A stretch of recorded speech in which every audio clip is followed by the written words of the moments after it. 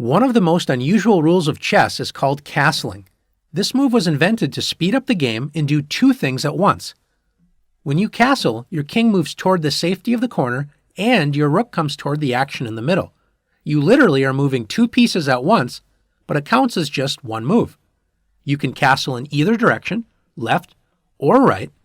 In either case, your king moves over only two squares, and then the rook from that side is moved directly to the other side of the king, like this. And here's another example of castling.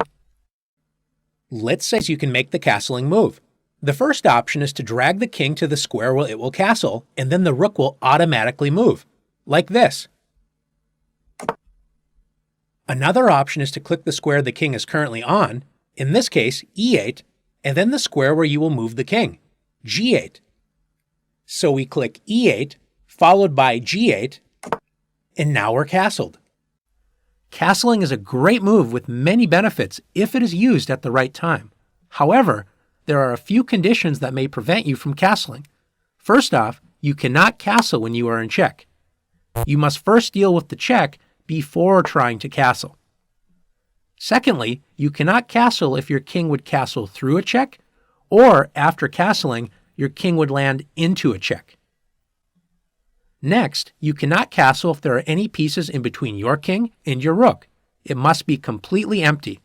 In this position, both white and black have to move one piece before they're able to castle.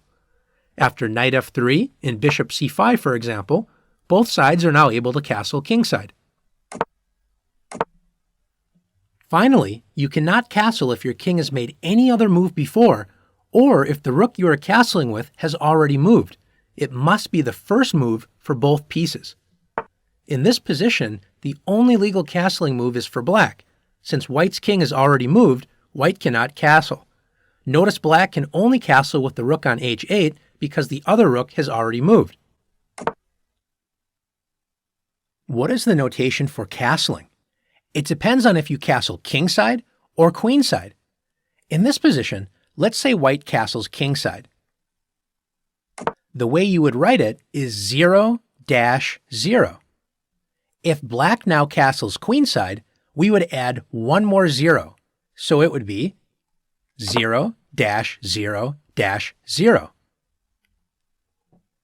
One way that can help you remember this is notice on the king side there are two squares between the white king and the rook. Notice 0-0 has two zeros. So kingside castling, two squares, two zeros. Notice on the queen side there's three squares between the king and the rook. Queenside castling has three zeros, 0-0-0.